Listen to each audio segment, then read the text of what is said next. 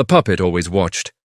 No matter where Yuto stood in the room, its single glass eye followed him, unblinking, wet with reflected light.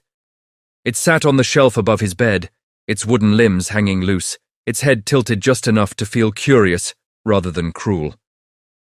Yuto didn't remember where it came from, but his memories insisted it had always been there, a silent sentinel in his quiet life.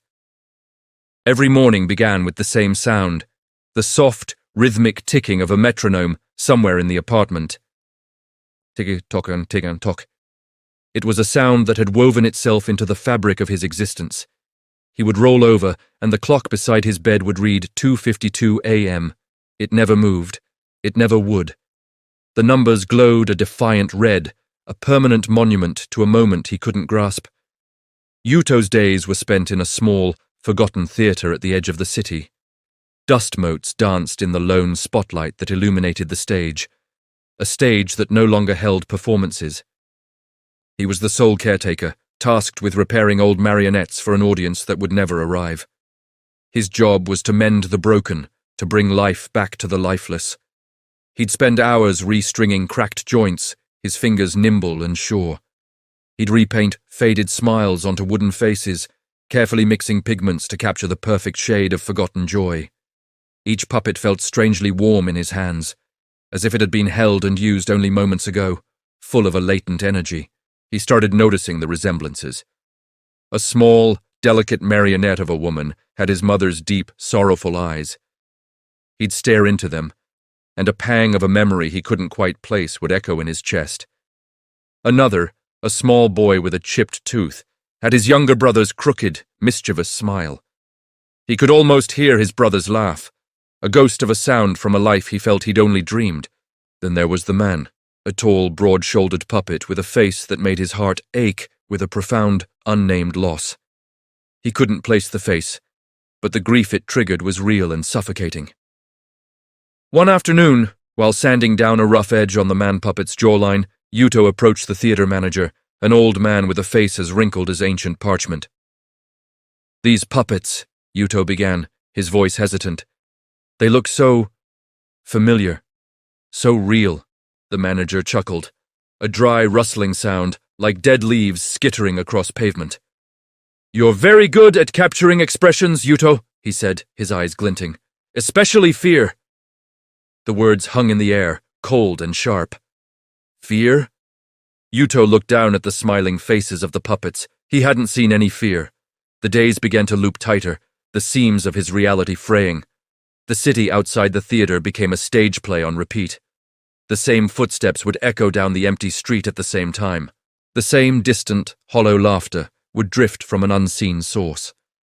The same long shadow of a man would cross the alley at the exact same second every night. The world was a broken record, and he was the needle stuck in the groove. Even the faces in the sparse crowds he passed grew stiff, their movements jerky and unnatural, as if they were being pulled by invisible strings. And always, back in his room, the puppet's single glass eye watched. Its gaze felt heavier now, more knowing. It was no longer just a passive observer. It was a judge. At night, Yuto's dreams were not his own. He dreamed of a dark, damp workshop hidden somewhere beneath the theater.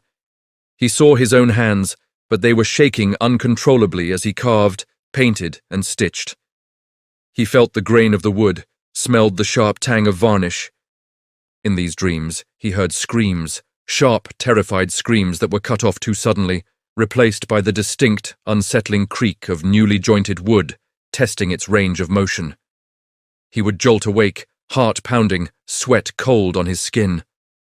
The clock would read 2:52 a.m., the metronome would be ticking. One night, something broke the pattern. As Yuto stared at the puppet on the shelf, locked in their nightly ritual, it blinked.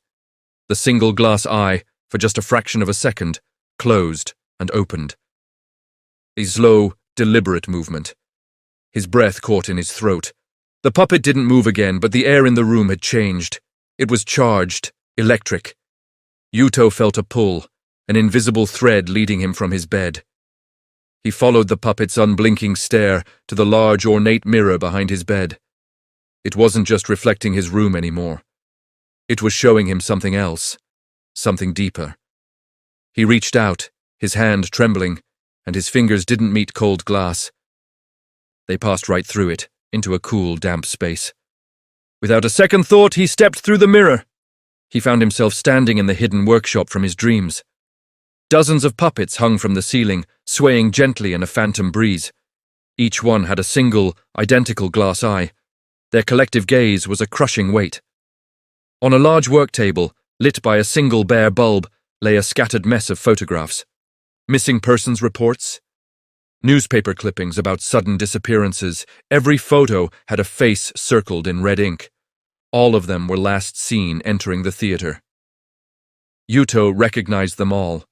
The woman with his mother's eyes, the child with his brother's smile, the man whose face caused him so much pain, and then the truth arrived. Not in a rush, but quietly, like dust settling in a long abandoned room. The memories he had locked away began to trickle back. He remembered an illness, a sickness in his mind that twisted his thoughts, that planted a terrible, gnawing fear of being alone. He remembered the desperate, delusional belief that people would stay with him forever if he could just fix them. If he could make them permanent. He remembered the first one, how much they had begged. He remembered promising them that they'd still be alive, just quieter, more controllable, more permanent. He remembered the sickening crack of bone and the soft thud of a body, replaced by the gentle scraping of a carving knife on wood. He remembered choosing to forget when the weight of it all became unbearable. He had splintered his own mind, trapping himself in these endless loops so he wouldn't have to hear the puppets whispering his name in the dark. He had built this prison for himself. The ticking metronome wasn't a clock, it was the rhythm of his own fractured consciousness, keeping time to his self-imposed delusion. Suddenly, a profound silence fell over the workshop. The metronome had stopped. He was back in his room. The puppet was still on the shelf, its eye fixed on him, reflecting his own horrified face. This one was different. This one was the first. The original. Yuto reached up and picked it up. He felt the familiar, comforting weight inside. A small, hard object he had placed there long ago. "I know now," he whispered, his voice hoarse. "I made you." As he spoke the words, he felt the first pull. Thin, strong strings, invisible until now, tightened around his wrists. Then his ankles. They pulled him backward, gently but inexorably, toward the ceiling where empty hooks waited.